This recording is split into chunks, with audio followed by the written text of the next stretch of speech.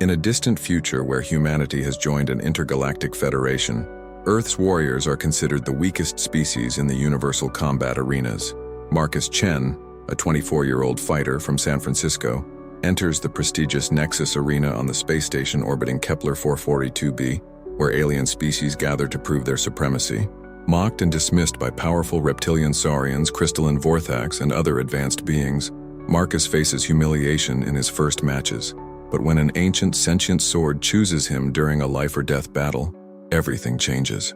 The weapon, forged in stellar fire and bound to human courage, transforms Marcus into something no alien species expected, a force that burns with the indomitable spirit of humanity itself. Marcus Chen stood at the edge of the massive viewing platform, his hands gripping the translucent barrier that separated him from the void of space.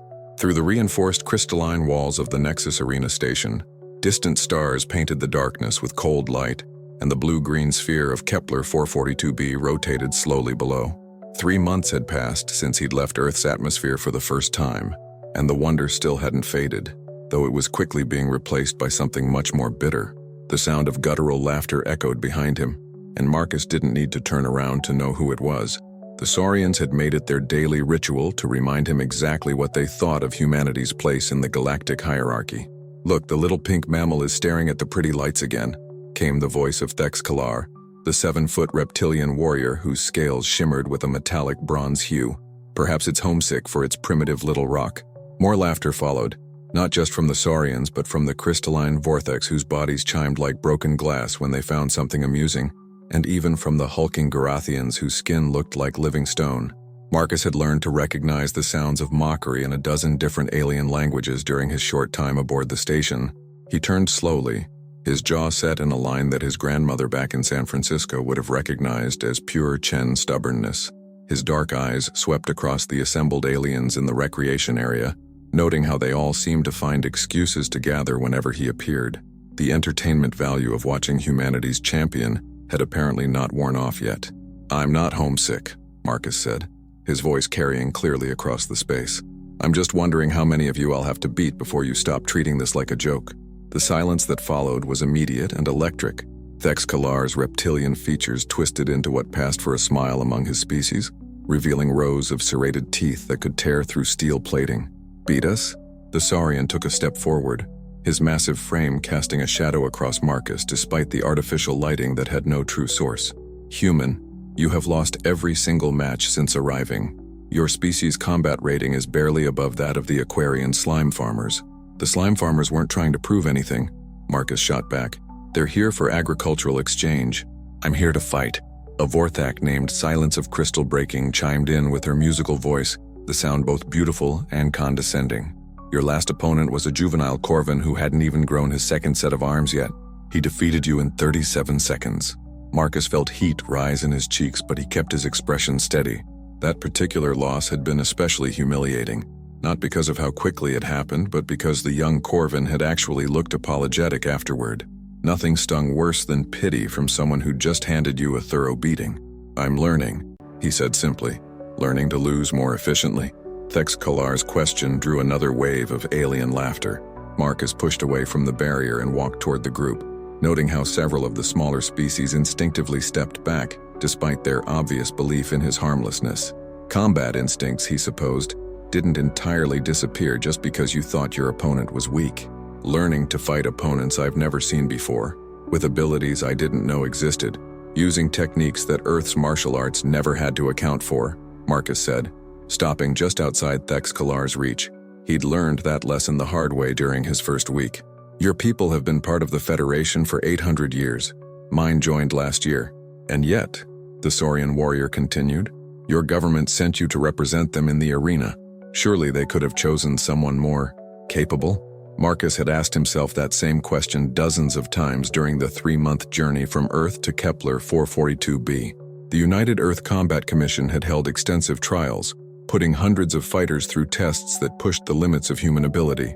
Mixed martial artists, special forces operators, Olympic athletes, masters of ancient weapons, all of them had competed for the right to be humanity's first representative in the Nexus arena. And somehow Marcus Chen, a 24-year-old with a mechanical engineering degree and a weekend hobby of competing in historical European martial arts tournaments, had emerged victorious, not because he was the strongest or the fastest, but because something about the way he approached combat had impressed the selection committee. His ability to adapt, they'd said, his refusal to give up no matter how outmatched he seemed.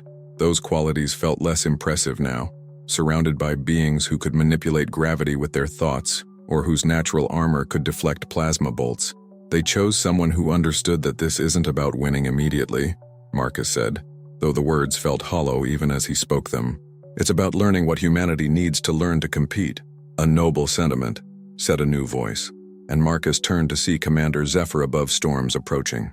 The Aryan's features were sharp and angular, her skin a pale blue that seemed to shift like clouds, and the feathered crests that ran from her temples to the back of her neck rippled with barely contained energy. Unlike the others, she didn't radiate mockery, just a cool professional assessment that somehow felt worse. "Commander?" Marcus acknowledged, offering the slight bow that Aryan culture considered polite. "I've been reviewing your match recordings," she continued, her voice carrying the slight whistle that marked her species' speech patterns. "Your technique shows promise, but you're fighting like you're still on Earth. The arena requires adaptation. I'm working on it. Are you?" Commander Zephyr above Storms gestured toward the massive display screen that dominated one wall of the recreation area. "Your next match is in 6 hours, against Crusher of Worlds." Marcus felt his stomach drop. Crusher of Worlds was a titan, one of the massive, nearly indestructible warriors whose species had earned their Federation membership by single-handedly holding off a void swarm invasion for 3 years. The smallest titans stood 12 feet tall, and Crusher of Worlds was not among the smallest. He specifically requested the match, Thex Kalar added with obvious relish. Apparently he finds the concept of fighting a human amusing. The gathered aliens began to disperse, their entertainment apparently concluded now that Marcus had been delivered his death sentence. Only Commander Zephyr above Storms remained, her storm cloud eyes studying him with an expression he couldn't read. "You could withdraw," she said quietly. "Claim injury or equipment failure. No one would question it." Marcus looked back out at the stars, then down at the planet below. Somewhere in the void between them and that distant blue marble was Earth, where people were watching the feeds of these matches, hoping to see their representative prove that humanity belonged among the stars. "No," he said, "I couldn't." Commander Zephyr above Storms nodded slowly. "Then perhaps you should spend these 6 hours visiting the armory. The arena provides weapons to any fighter who requests them." Marcus had avoided the armory so far, preferring to rely on the synthetic longsword he'd brought from Earth, a precise replica of a 15th century weapon that had served him well in tournaments back home. But against a titan, his familiar blade would be little more than a letter opener. "Thank you for the suggestion, Commander." She turned to leave, then paused. "Marcus Chen of Earth? Yes? Your species may be new to combat among the stars, but you are not the first to face seemingly impossible odds in this arena. Sometimes the weapons choose the warrior, rather than the other way around." With that cryptic statement, she walked away, leaving Marcus alone with the stars and his growing certainty that the next 6 hours might be his last. The walk to the armory took him through corridors lined with viewport windows, each offering a different angle on the cosmic vista surrounding the station. Other fighters passed him, some nodding politely, others pretending not to see him at all. A few offered what he'd learned to recognize as expressions of sympathy in their various species' body languages. The armory doors were 30 feet tall and made from some kind of metal that seemed to absorb light rather than reflect it. They opened at his approach with a sound like distant thunder, revealing a space that defied the station's otherwise sterile, technological aesthetic. Inside, the armory looked like something from humanity's oldest legends. Weapons lined the walls in displays that stretched up into shadows the lighting couldn't penetrate. Swords, axes, spears, and implements of war that had no names in any Earth language hung in perfect order, each one humming with barely contained energy. At the center of the vast space, an elderly figure sat behind a desk that looked like it had been carved from a single piece of asteroid. "Ah," the figure said, looking up from what appeared to be a ledger written in script that hurt Marcus's eyes to look at directly. "The human finally arrives." The armory keeper was unlike any species Marcus had encountered so far. Ancient beyond measure, his features seemed to shift between familiar and alien with each blink, as if he belonged to all species and none at the same time. "I need something that can help me survive a fight with a titan." Marcus said without preamble. The keeper's laugh was like the sound of wind through deep caverns. Survive? Child, the weapons in this place were forged for victory, not mere survival. He rose from his chair with movements that suggested both incredible age and surprising vitality, and gestured for Marcus to follow him deeper into the armory. But first tell me, why do you fight? Marcus had expected questions about his preferred weapon style or his physical capabilities. This felt like something altogether different. To prove that humanity belongs here, he said. Wrong answer. The keeper stopped beside a display case containing what looked like a spear made from crystallized starlight. Try again. To show that we're not weak? Still wrong. They moved on past weapons that whispered in languages Marcus didn't recognize. One more chance, human. Why do you truly fight? Marcus thought of the laughter in the recreation area, of the pity in the young Corvin's eyes, of the messages from Earth that grew more disappointed with each loss. He thought of his grandmother, who had taught him that the Chen family never backed down from a challenge, no matter how impossible it seemed. Because someone has to, he said finally. Because if I don't, no one will know what we're capable of. The keeper smiled, the first genuine expression of approval Marcus had received since arriving at the station. Better. Not perfect, but better. He stopped in front of a section of wall that appeared empty, except for a single bracket holding what looked like a length of twisted metal. This is where your journey truly begins. Marcus Chen of Earth. The weapon, if it could be called that, looked like someone had taken a sword blade and subjected it to forces that bent reality itself.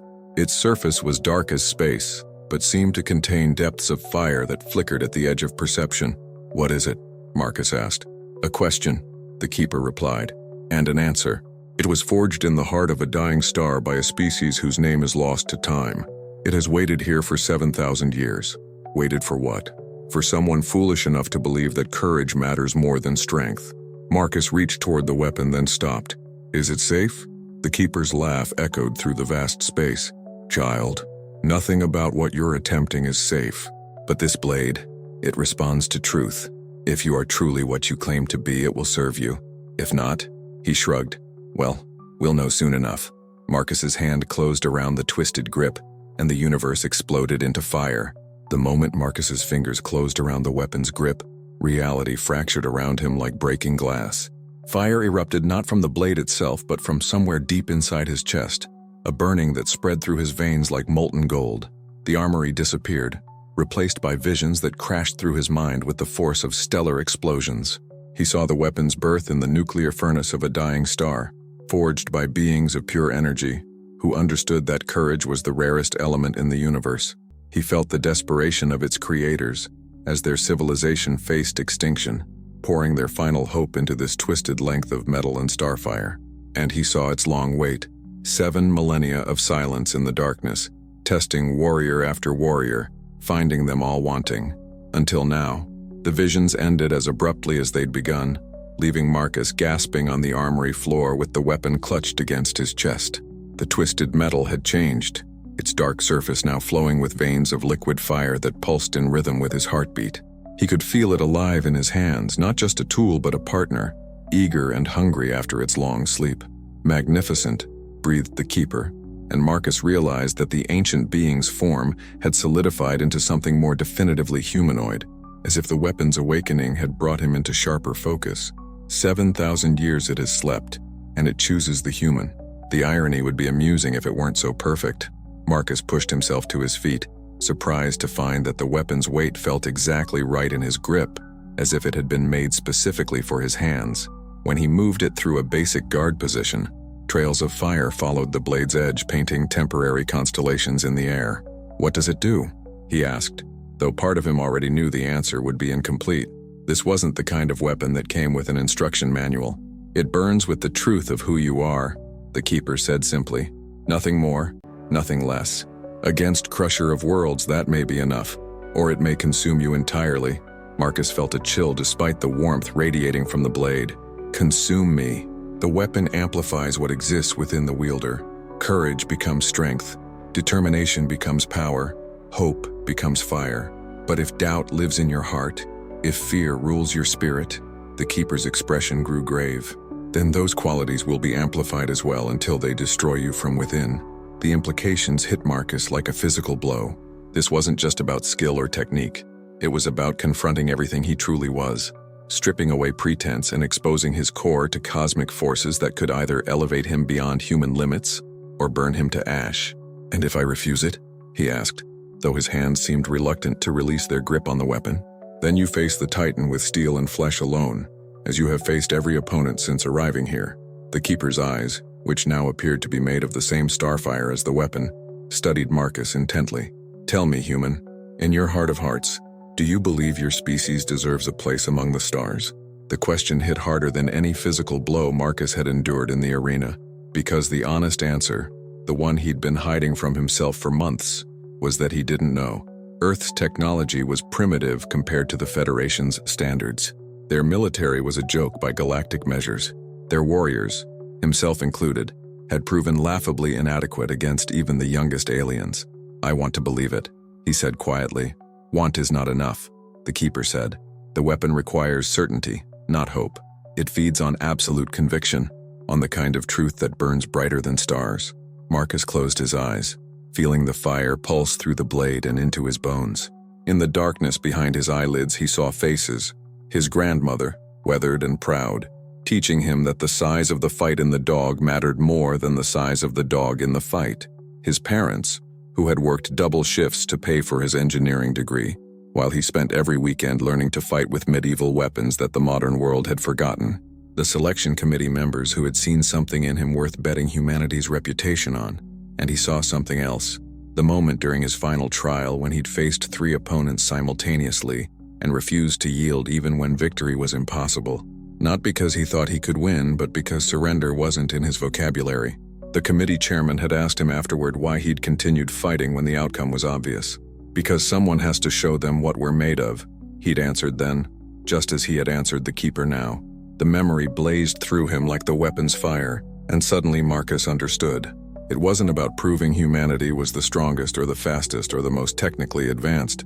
It was about proving they were the species that would never stop fighting, never stop trying, never give up even when the universe itself seemed determined to crush them. "I know what we are," he said, opening his eyes to meet the Keeper's starfire gaze.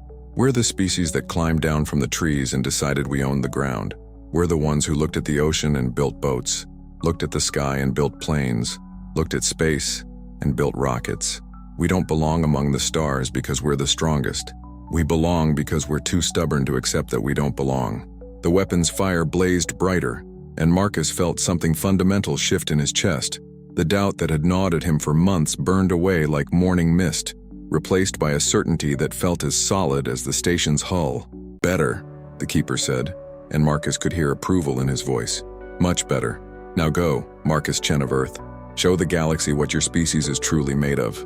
The walk from the armory to the arena felt different now. The weapon hung at his side in a sheath that had materialized the moment he'd truly accepted it, and other beings in the corridors seemed to sense the change in him. Conversation stopped as he passed. Even the arrogant Saurians stepped aside without their usual mockery. Word of his visit to the armory had apparently spread. By the time Marcus reached the preparation area adjacent to the arena itself, a crowd had gathered outside the reinforced viewing ports. He could see Thex Kalar among them, his reptilian features creased in what might have been concern. Commander Zephyr above Storm stood nearby, her expression unreadable. The preparation chamber was a sterile white space equipped with everything a fighter might need for their final moments before combat. Medical scanners, equipment lockers, even what appeared to be a small shrine for those species that required spiritual preparation. Marcus ignored all of it, sitting cross-legged on the floor with the weapon across his knees. He could feel it humming, not with sound but with potential, like a barely contained storm waiting for release. The fire within the blade seemed to respond to his breathing, flaring brighter with each inhalation, settling to a steady glow as he exhaled. For the first time since arriving at the station, Marcus felt ready. A soft chime indicated that the arena was prepared for combat.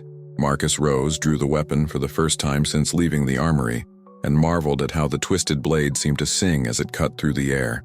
Fire trailed from its edges, not hot enough to burn but warm enough to remind him of summer afternoons in Golden Gate Park, of his grandmother's kitchen, of everything worth fighting for. The doors to the arena opened with a sound like controlled thunder, and Marcus stepped into a space that defied architectural logic. The arena was simultaneously vast and intimate, its boundaries shifting depending on the type of combat being staged. For his match against Crusher of Worlds, it had configured itself into something resembling a classical gladiatorial amphitheater, complete with sand-covered floor and tiered seating that rose into shadows above the artificial lighting. But the audience wasn't hidden in darkness. Thousands of beings from dozens of species filled the seats, their voices creating a susurrus of anticipation that seemed to make the very air vibrate. Marcus had never fought in front of so large a crowd. His previous matches had drawn modest attendance at best, mostly beings who wanted to see the novelty of watching a human lose. This was different. Word of his visit to the armory had transformed a curiosity into an event. He could see beings recording the match for transmission across the Federation, others placing bets on how quickly he would fall. The attention should have been intimidating, but instead Marcus felt energized by it, as if the weapon were feeding on the crowd's collective anticipation. A section of the arena's opposite wall dilated like an iris, and Crusher of Worlds entered. Marcus had seen recordings of Titans before, but nothing had prepared him for the reality of facing one in person. Crusher of Worlds stood 14 feet tall, his body a mountain of muscle and natural armor that looked like it had been carved from living granite. Each of his footsteps sent vibrations through the arena floor, and when he moved his massive arms, the air itself seemed to part before him. The Titan's head was proportionally small compared to his body, but his eyes burned with intelligence and something that might have been curiosity as they fixed on Marcus.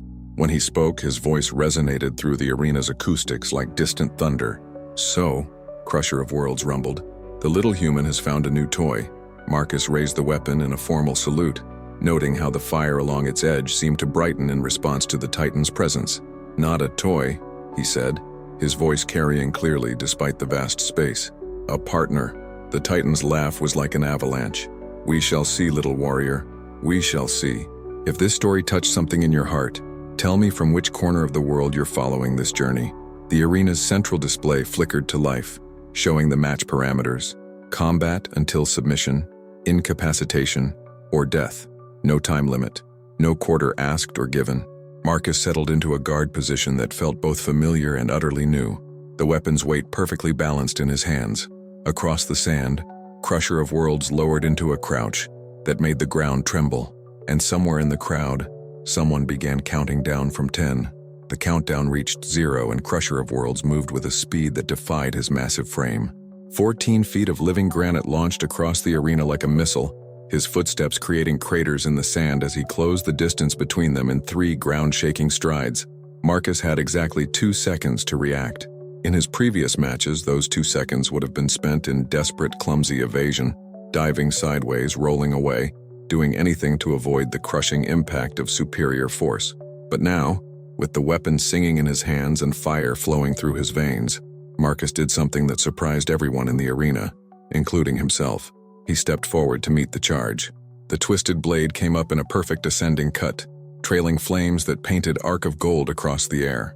The weapon's edge met Crusher of Worlds' descending fist with a sound like a bell being struck by lightning, and the impossible happened. The Titan's charge stopped. For a heartbeat that stretched into eternity, the 2 fighters stood locked in perfect tension, the weapon's fire pressing against the Titan's natural armor with neither giving ground. Then physics reasserted itself, and both combatants were hurled backward by the force of their collision. Marcus rolled with the impact using techniques his grandmother had taught him from her own martial arts training, coming up in a ready stance 20 feet from where he'd started. Across the arena, Crusher of Worlds had skidded to a stop, leaving deep furrows in the sand.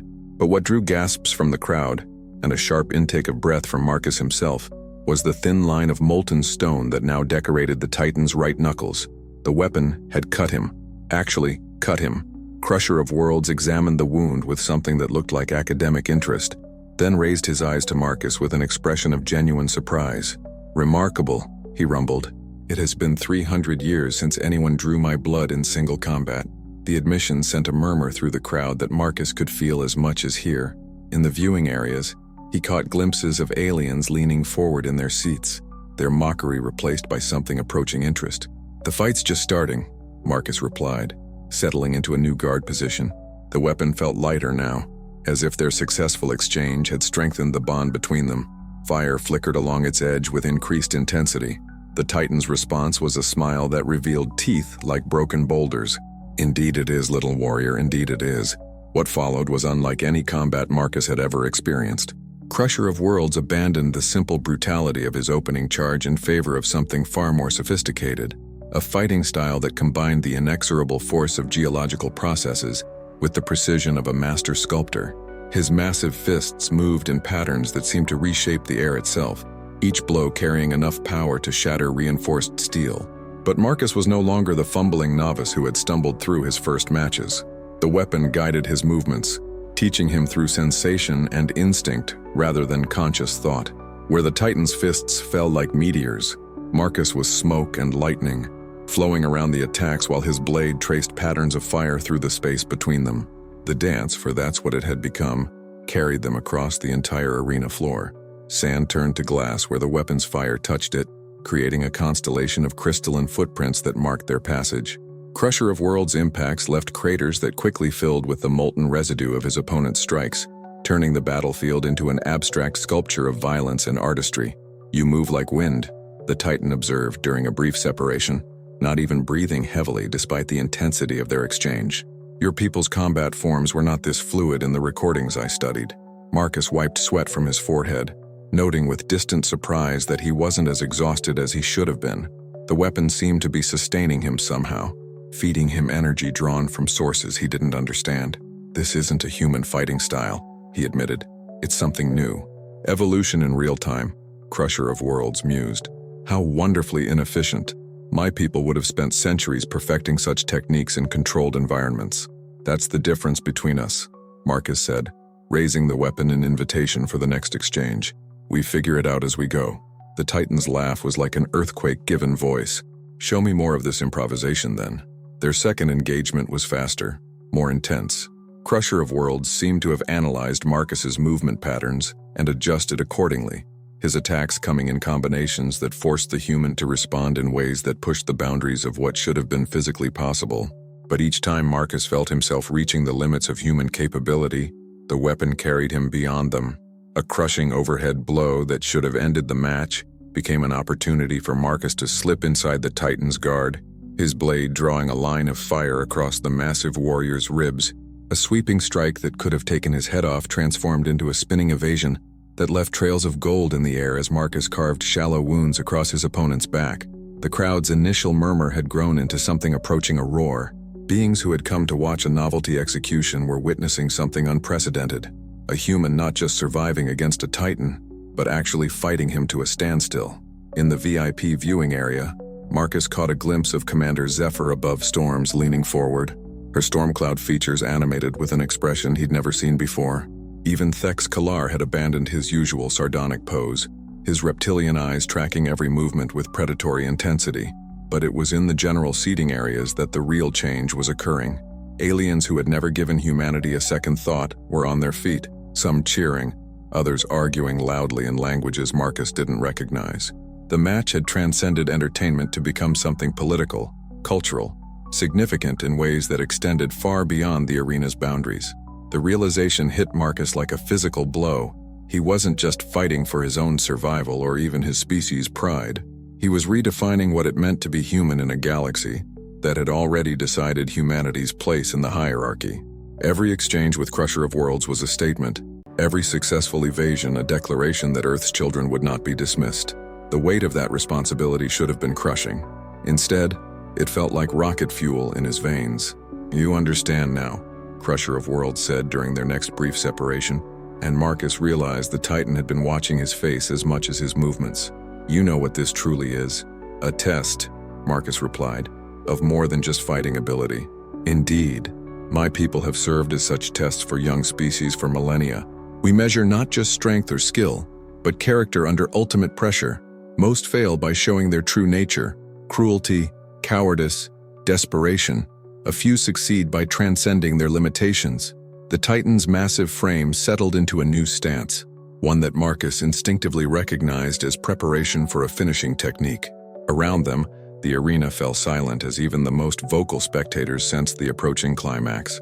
"I have seen enough to render judgment on your species, Marcus Chen of Earth," Crusher of Worlds announced, his voice carrying clearly to every seat in the arena. "But the test is not yet complete. One final exchange remains. the moment that will determine whether humanity truly belongs among the stars. Marcus raised the weapon, its fire blazing brighter than ever before. He could feel the attention of thousands of beings focused on him, could sense the moment crystallizing into something that would be remembered long after the participants were dust. But more than that, he could feel the weapon's anticipation, its eagerness to prove itself worthy of the trust its creators had placed in it 7,000 years ago. "What comes next is even stronger," he said, though he wasn't sure if he was speaking to the Titan, the crowd, or himself. And to not miss the ending, those watching from across the galaxy should know, this is what happens when you underestimate the species that refused to accept that flight was impossible. Crusher of Worlds' final stance was perfect, a union of irresistible force and immovable object that had ended the careers of countless warriors across the centuries. When he moved, it was with the inevitability of continental drift, the certainty of stellar collapse, the finality of entropy itself. Marcus met him halfway. The collision at the center of the arena sent shockwaves through the station's superstructure. Emergency lighting flickered as power systems strained to compensate for the energy release. In the viewing areas, beings were thrown from their seats by the concussive force of the impact. When the fire and fury finally cleared, two figures stood in the crater that had once been the arena's center. Crusher of Worlds remained upright, though his granite skin now showed a spiderweb of hairline cracks across his torso. Blood, actual blood, seeped from wounds that penetrated his natural armor. Marcus knelt opposite him, the weapon planted in the sand like a banner. His human body had reached and exceeded every limit, sustained only by the fire that flowed between him and the blade. But he was conscious, breathing, alive. More importantly, he was undefeated. "The test," Crusher of Worlds said, his voice carrying clearly despite the damage to his massive frame, "is concluded." The Titan's words echoed through the arena, through the station, through the galaxy itself, via the countless beings recording the match. In that moment, Marcus realized that everything had changed, not just for him, but for every human who would follow in his footsteps. The mockery was over. The real challenges were just beginning. The silence in the arena stretched for what felt like geological ages before Crusher of Worlds spoke again. When his voice finally broke the stillness, it carried a weight that seemed to make the very air denser. "I yield the field to Marcus Chen of Earth." The words hit the crowd like a physical force. For a moment that lasted forever, absolute silence reigned. Then the arena exploded into chaos. Beings who had never seen a Titan yield to anyone erupted from their seats, their voices creating a cacophony in dozens of languages that the translation systems couldn't keep up with. Some were cheering, others arguing. A few seemed to be having what could only be described as nervous breakdowns. Marcus remained kneeling in the crater, the weapon still planted in the crystallized sand before him. His body felt like it had been disassembled at the molecular level and reassembled by someone working from a poorly translated manual. Every muscle screamed in protest. Every nerve fired random signals of pain and exhaustion. But beneath the physical agony, something else burned, a satisfaction so profound it threatened to overwhelm him entirely. He had done it, not just survived, but actually earned a Titan's respect. The species that had dismissed humanity as cosmic afterthoughts would have to find new words for what they'd just witnessed. Crusher of Worlds approached with movements that spoke of his own considerable injuries, though he carried himself with the same dignity that had marked him throughout their battle. When he reached the crater's edge, the massive warrior lowered himself to one knee, a gesture that sent fresh waves of shock through the observing crowd. "In 800 years of testing young species," the Titan said, his voice pitched for Marcus alone, though the arena's acoustics carried it to every seat, "I have never encountered such stubborn courage. Your people do not fight like warriors, they fight like forces of nature." Marcus managed to push himself to his feet, though the movement sent lightning bolts of pain through his overextended frame. The weapon came up with him, its fire now a steady golden glow that seemed almost gentle after the blazing intensity of combat. "We fight like humans," he replied, surprised by how steady his voice sounded. "I'm starting to think that might be enough." The Titan's boulder-toothed smile widened. "More than enough, I suspect. Your species has just announced itself to the galaxy in a way that will not be forgotten." Around them, the crowd's chaos was beginning to organize itself into something approaching coherent response. In the VIP sections, Marcus could see beings engaged in what looked like heated debates, their gestures animated and urgent. Communication devices were appearing throughout the seating areas as news of the match spread beyond the station itself. "What happens now?" Marcus asked. Though part of him dreaded the answer, victory brought its own complications, and he was beginning to understand that beating a Titan might have consequences far beyond personal satisfaction. "Now," Crusher of Worlds said, rising to his full height with obvious effort, "the real test begins. Proving you can fight is one thing. Proving you can handle what comes after victory, that is something else entirely." Before Marcus could ask what that meant, the arena's central platform began to descend from the shadows above. On it stood a figure Marcus recognized from the station's orientation materials, High Arbiter Crystal Sings of Deep Space, the Nexus Arena's supreme authority and representative of the Federation Council. The High Arbiter was a member of the ancient luminal species, beings of pure crystallized thought who had transcended physical form eons ago. Her appearance was stunning and alien in equal measure, a humanoid figure composed entirely of living light, her features shifting and flowing like aurora given shape. When she spoke, her voice seemed to come from everywhere and nowhere at once. "Warriors of the arena," she began, and the crowd's chaos subsided into respectful silence. "We have witnessed something unprecedented in the history of this institution. For the first time in Federation records, a member of a probationary species has defeated a Titan in single combat." Marcus felt the weight of thousands of alien gazes settling on him, but the High Arbiter's attention felt different, like being examined by a benevolent star. "Marcus Chen of Earth," she continued, "your victory today has implications that extend far beyond this arena. The Federation Council has been monitoring this match with considerable interest." The platform settled to the arena floor with a sound like distant chimes, and the High Arbiter stepped down with movements that seemed to bend light around her. As she approached, Marcus noticed that the weapon in his hands was responding to her presence, its fire taking on hints of the same prismatic quality that defined her form. "By right of combat and witness of the assembled representatives of 47 Federation species," she announced, "I formally recognize Earth's transition from probationary to provisional membership status, with all rights and responsibilities therein." The crowd's reaction was immediate and explosive. Marcus heard cheering from some sections, angry protests from others, and what sounded like several different species equivalents of shocked gasps. But through it all, he caught sight of something that made his heart swell with pride. A group of beings in the upper tiers had produced what appeared to be an Earth flag, waving it with enthusiastic support.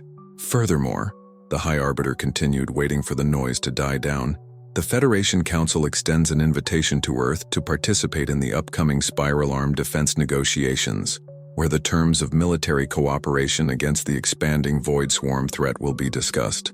Marcus felt his knees threaten to give out, and not from physical exhaustion.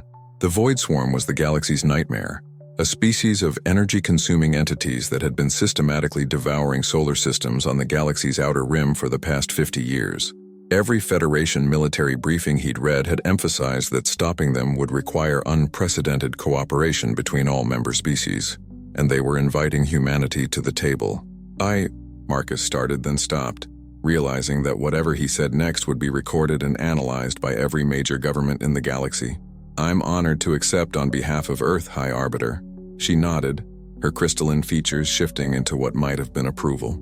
"The negotiations begin in 30 standard cycles at the Federation capital. Earth will be expected to send a full diplomatic mission, including military representatives. Will there be more combat trials?" Marcus asked, and immediately felt foolish for the question. The High Arbiter's laugh was like crystal chimes in a gentle breeze. "Young warrior, you have just demonstrated that your species possesses something the galaxy desperately needs, the ability to achieve victory through sheer refusal to accept defeat. The trials you face from this point forward will be of a very different nature." She turned to address the crowd once more. "Let the record show that on this date humanity proved itself worthy of standing among the stars, not through superior technology or ancient wisdom, but through the simple, profound courage to fight when fighting seemed impossible." The arena erupted once more, but this time the sound was different. Less shock, more celebration. Marcus could see beings from different species embracing, others engaged in animated conversations, a few already heading for the exits, presumably to spread word of what they'd witnessed. As the High Arbiter's platform began to ascend once more, Crusher of Worlds approached Marcus again. The Titan's massive frame cast a shadow across the crater, but his expression was unexpectedly gentle. "A word of advice, young champion," he rumbled quietly. "What you have accomplished today will bring many opportunities and many dangers. There are species within the Federation who will not appreciate humanity's sudden elevation. Watch your back in the negotiations to come. Marcus nodded, filing the warning away for future consideration. What about you? Will you be all right? The Titan's laugh sent vibrations through the arena floor. These wounds will heal, and the honor of being defeated by such a worthy opponent will be told in my clan's histories for generations to come. You have given me a gift, Marcus Chen, a story worth remembering. As Crusher of Worlds made his way toward the arena's medical facilities, Marcus found himself alone in the crater for the first time since the match began. The weapon in his hands had settled to a warm, steady glow, its fire now more like contained sunlight than the blazing inferno of combat. He looked up at the crowd, at the faces of beings from dozens of worlds, and saw something he'd never expected to see directed at a human: respect. Not the grudging acknowledgement he'd hoped for, but genuine, earned respect. A movement in the VIP section caught his eye, and he saw Commander Zephyr above Storms approaching the arena floor. Her expression was unreadable, but there was something in her storm cloud eyes that suggested this conversation would be important. Marcus Chen, she said as she reached the crater's edge, we need to talk. If you want to keep hearing stories like this, stories of courage that burns brighter than stars, tap that subscribe button. It's free, and you'll be with me for every moment as humanity takes its place among the cosmos. The weight of victory, Marcus was beginning to understand, was about to become much heavier than the weight of defeat had ever been. Commander Zephyr above Storms led Marcus through corridors he'd never seen before, passages that seemed reserved for station personnel and dignitaries. The weapon hung at his side, its fire dimmed to barely visible embers, but Marcus could feel its awareness like a second heartbeat. Other beings they passed, maintenance crews, administrative staff, security personnel, stopped their work to stare. Word of his victory had spread through the station faster than light through a superconductor. Where are we going? Marcus asked as they entered a lift that moved in directions his human sense of orientation couldn't track. Somewhere we can speak without every intelligence service in the Federation recording our conversation, the commander replied, her feathered crests rippling with what Marcus had learned to recognize as concern. Your victory has created complications. The lift opened onto what appeared to be an observation deck Marcus hadn't known existed. Through massive transparent walls, the stars stretched out in all directions, unfiltered by the station's usual lighting. At the center of the space sat a simple table with 2 chairs. Clearly, this meeting had been planned. Sit, Commander Zephyr above Storm said, settling into one of the chairs with movements that seemed to make the air around her shimmer like heat mirages. We have much to discuss, and very little time. Marcus took the opposite chair, noting how the weapon settled naturally across his knees. Even in this peaceful setting, he found himself reluctant to let it out of easy reach. First, the commander began, congratulations. What you accomplished today will be studied and debated for decades, possibly centuries. Thank you, but I get the feeling that's not why you brought me here. Her storm cloud eyes studied him with uncomfortable intensity. You're correct. I brought you here because you're about to discover that being humanity's champion comes with responsibilities you never imagined. She gestured toward the stars visible through the transparent walls. Right now, at this very moment, emergency sessions are being called in government centers across 47 worlds. Military strategists are reassessing humanity's potential value as allies. Economic planners are calculating the implications of Earth's elevated status. Marcus felt a chill that had nothing to do with the observation deck's temperature. And 3 species have already lodged formal protests with the Federation Council, claiming that humanity's victory was achieved through illegal enhancement or technological assistance. Commander Zephyr above Storms leaned forward, her expression grave. They're demanding a full investigation, including the confiscation and analysis of your weapon. The weapon pulsed once against Marcus's legs, its fire flaring briefly as if responding to the threat. He found his hand moving protectively toward its grip. The weapon chose me, he said. The armory keeper witnessed it. Surely that carries some weight? It does, but politics is rarely about truth. It's about perception, leverage, and fear. The commander stood and walked to the transparent wall, her reflection ghost-like against the stellar backdrop. Your victory today demonstrated something that certain species find uncomfortable, which is that technological superiority and evolutionary advancement aren't the only paths to power, that sometimes sheer stubborn courage can overcome advantages that should be insurmountable. She turned back to face him. For species that have built their entire identities around being advanced, that's a threatening concept. Marcus felt pieces clicking together in his mind like the mechanism of an ancient lock. They're not just protesting the fight, They're protesting what it represents. Exactly. If humanity can defeat a Titan through nothing but determination and an ancient weapon, what does that say about the value of their centuries of technological development? Their carefully cultivated superiority? The implications hit Marcus like a physical blow. He'd thought winning would prove humanity's worth, but instead it had apparently exposed something other species preferred to keep hidden: their own insecurities about what truly mattered in the cosmic hierarchy. So what happens now? Commander Zephyr above Storms returned to her chair, but her posture remained tense. Now you face challenges that have nothing to do with physical combat. The Federation Council has agreed to an investigation, which means you'll be subjected to intensive examination. Medical, psychological, technological. They'll want to understand exactly how you defeated Crusher of Worlds. And if they decide the victory was illegitimate, then humanity's elevation to provisional status is revoked, and your species returns to probationary membership. The invitation to the Spiral Arm defense negotiations is withdrawn. Earth becomes just another backwards world that got lucky once. Marcus gripped the weapon more tightly, feeling its fire respond to his emotional state. They can't just ignore what happened in the arena. They can interpret it however serves their political needs, and the commander said bluntly. Unless you can prove that your victory was legitimate beyond any possible doubt. How? For the first time since he'd known her, Commander Zephyr above Storm smiled. Not the polite expression of professional courtesy he was used to, but something genuine and slightly predatory. By doing it again, the three protesting species, the Hegemony of Scales, the Crystal Collective, and the Iron Throne Republic, have each nominated a champion. They're demanding the right to face you in combat to verify your capabilities. Marcus felt the observation deck spin around him as the full meaning hit home. 3 more fights. 3 fights against opponents specifically chosen to exploit perceived human weaknesses. The Hegemony's champion is a Saurian assassin priest named Death Whispers Softly, master of poison and stealth techniques. The Crystal Collective has selected a Vorthak called Symphony of Shattering Light, whose sonic attacks can disrupt nervous systems. The Iron Throne Republic chose a cybernetically enhanced Corvin, known as Adaptation Through Improvement, who modifies his body during combat to counter his opponent's strategies. Each name felt like a weight added to Marcus's shoulders. Fighting Crusher of Worlds had pushed him to his absolute limits and beyond. The idea of facing 3 more opponents, each specifically selected to counter human capabilities, seemed impossible. When? He asked, surprised by how steady his voice sounded. The Federation Council has granted a rest period of 48 standard hours for medical evaluation and preparation. After that, Commander Zephyr above Storm shrugged. The trials begin. Marcus stood and walked to the transparent wall, staring out at the stars that suddenly seemed more distant than ever. Somewhere among those points of light was Earth, where people were probably celebrating humanity's first major victory among the stars. They had no idea that victory might be stripped away in less than 3 days.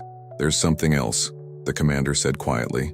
Something the official reports won't mention. What? I've been monitoring communications between the protesting species. This isn't just about proving your victory was illegitimate.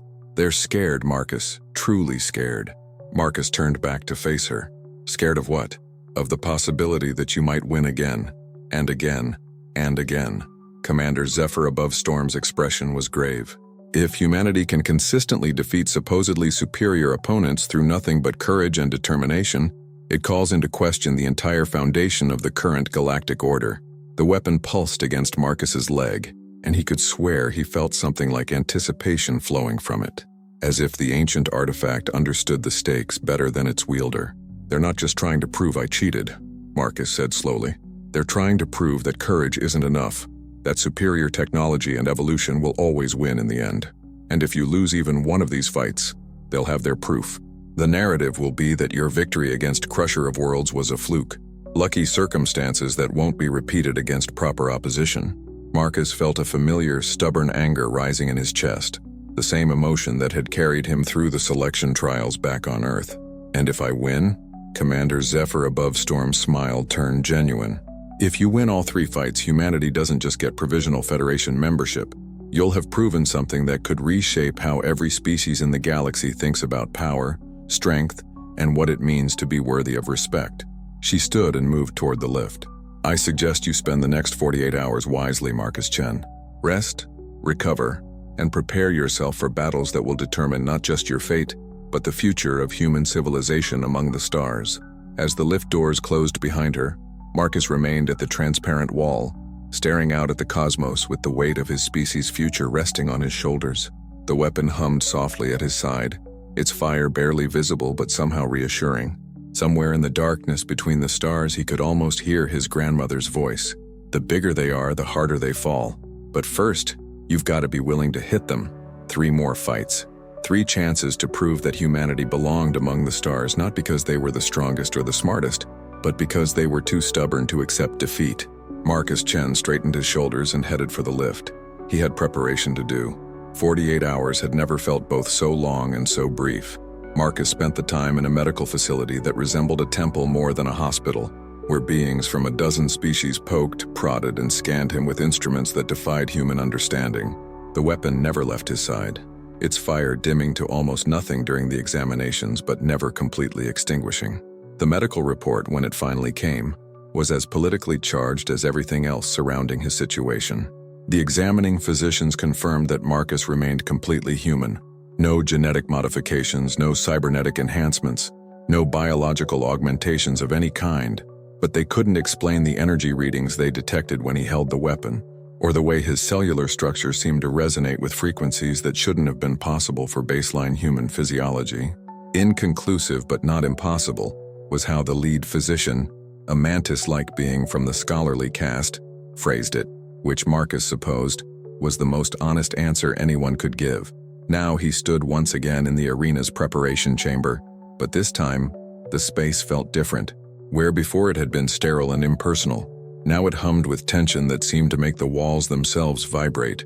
Through the viewing ports, he could see that the crowd had tripled in size, beings packed into every available space, with overflow crowds watching from secondary viewing areas throughout the station. The weapon hung at his side, its fire slightly brighter than it had been during the medical examinations. Marcus could feel its anticipation, and something else, a sense of ancient patience finally reaching its end. The blade had waited 7,000 years for this moment, and it was eager to prove its worth against the galaxy's chosen champions. A soft chime indicated that the first trial was about to begin. Marcus drew the weapon, noting how its weight had somehow become even more perfectly balanced in his grip. The twisted metal sang as it cut through the air, leaving trails of golden fire that seemed to linger longer than before. The arena doors opened, and Marcus stepped into a space that had been reconfigured yet again. This time, the environment resembled a maze of crystalline pillars and shadows, designed to favor stealth and ambush tactics. Perfect terrain for death whispers softly. The Saurian assassin priest was already somewhere in the maze, invisible and deadly. Marcus had studied recordings of his previous fights during the preparation period, watching the reptilian warrior flow through shadows like liquid darkness, striking from impossible angles with weapons coated in neurotoxins that could paralyze a titan. But Marcus had also learned something during those 48 hours of preparation. The weapon responded to more than just courage. It fed on truth, on the absolute certainty of purpose, on the kind of determination that burned so purely it became a force of nature itself. And Marcus was very certain about his purpose. "I know you're watching," he called out to the maze, his voice carrying clearly in the arena's acoustics. "All of you who think that humanity doesn't belong here. You think courage is just another word for stupidity.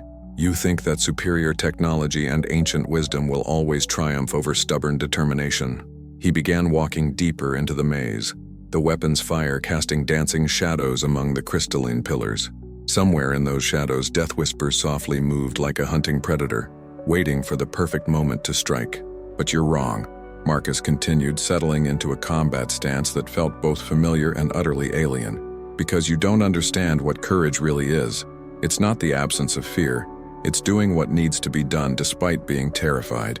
It's standing up when every rational thought tells you to stay down. It's fighting when fighting seems impossible." The attack came from 3 directions simultaneously, a technique that should have been impossible for a single opponent. But Death Whispers, softly, had mastered the art of creating temporary duplicates of himself through manipulation of light and shadow, making him appear to be in multiple places at once. Marcus didn't try to track all 3 attackers. Instead, he closed his eyes and let the weapon guide him, feeling for the one source of killing intent among the illusions. The blade came up in a perfect defensive spiral, its fire blazing bright enough to burn away shadows and reveal the true assassin descending from above with poison-coated claws extended. The weapon's edge met those claws with a sound like breaking crystal, And Death Whispers Softly's first surprise was discovering that his neurotoxins had no effect on a blade forged in stellar fire. His second surprise was learning that the human he'd planned to toy with could move faster than Saurian reflexes could follow. Their battle through the crystalline maze was a deadly dance of predator and prey, but Marcus had stopped being prey the moment he'd accepted what the weapon truly was. Each of the assassin's strikes was met and countered. Each attempt at stealth burned away by fire that revealed truth in all its forms. When Death Whispers Softly finally fell, his reptilian features frozen in an expression of genuine bewilderment, the arena erupted in chaos that made the previous match seem subdued. But Marcus had no time to savor the victory. The arena was already reconfiguring itself for the second trial, crystalline pillars melting away to be replaced by a space that resembled the inside of a massive geode. Perfect acoustics for symphony of shattering lights, sonic attacks. The Vorthak appeared as Marcus entered the new environment, a being of living crystal whose every movement created harmonies that could shatter stone or disrupt nervous systems. Her attacks began immediately, waves of sound that felt like physical blows against Marcus's human physiology. But the weapon sang in harmony with her assault, its fire burning brighter with each sonic wave. And Marcus realized something that made him smile, even as blood began to trickle from his ears. The Vorthak's attacks were just another form of music, and the weapon had been forged by beings who understood that the universe itself was a symphony waiting to be conducted. Symphony of shattering light's defeat came when Marcus learned to make his blade sing in counter harmony to her attacks, turning her own sonic assaults against her, until her crystalline form resonated itself apart. The third arena configuration was pure function over form, a simple circular space with no cover, no terrain advantages, nothing but two fighters and the destiny they would forge between them. Adaptation through improvement stood waiting, his cybernetically enhanced Corvin frame already shifting and changing as he analyzed Marcus's fighting style through recordings of the previous matches. "Interesting," the cyborg said as Marcus approached, his voice a mixture of organic and synthetic tones. "You fight with considerable skill for a primitive, but I have already adapted countermeasures to your techniques." Marcus raised the weapon, its fire now blazing so brightly that it seemed to light the entire arena. "Then you've already lost. How can you be certain?" Marcus smiled, and for the first time since arriving at the station he felt completely at peace. "Because you think this is about technique, about fighting styles and countermeasures and tactical adaptation, but it's not. The final battle was unlike anything the arena had ever seen. Adaptation through improvements, cybernetic enhancements allowed him to modify his body in real time, growing additional arms when he needed faster attacks, hardening his skin when he needed better defense, optimizing his reflexes to counter each of Marcus's techniques. But the weapon didn't fight with technique. It fought with truth, the simple, undeniable truth that some things in the universe couldn't be adapted to, couldn't be countered, couldn't be overcome through superior technology or enhanced physiology. When Marcus's blade finally pierced the cyborg's core processing unit, adaptation through improvement's last words were a whisper of digital confusion. "Error does not compute.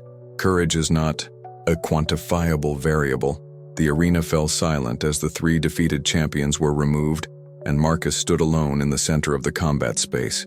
The weapon's fire had settled to a warm, steady glow, and Marcus could feel something fundamental shift in the cosmic balance around him. High Arbiter Crystal Sings of Deep Space materialized in the arena without ceremony, her crystalline form blazing with light that matched the weapon's fire. "The trials are concluded," she announced, her voice carrying to every corner of the station and beyond to the countless worlds watching the broadcast. "By right of triple combat and witness of the assembled Federation, humanity's provisional membership is confirmed and elevated to full Federation status, with all rights, privileges, and responsibilities thereof." The crowd's reaction was beyond chaos. It was revolution. But through the noise, Marcus heard something that made his heart swell with pride. Beings from dozens of species chanting, "Earth, Earth, Earth," in their various languages. Furthermore, the High Arbiter continued, "Marcus Chen of Earth is hereby appointed as the first human member of the Federation Defense Council, with full authority to represent his species in all matters relating to the Void Swarm crisis." As the implications of that announcement sank in, Marcus realized that his grandmother had been right all along. It really didn't matter how big they were or how hard they'd fall. All that mattered was being willing to hit them. And humanity, Marcus knew with absolute certainty, would never stop swinging. If this journey touched your heart, If you felt the fire of human determination burning in these words, tell me where in this vast universe you're listening from, because this story, our story, is just beginning. The weapon pulsed once against his leg, and Marcus could swear he heard the voices of its creators whispering across 7,000 years. Well done, little warrior. Well done. The stars were calling, and humanity was finally ready to answer.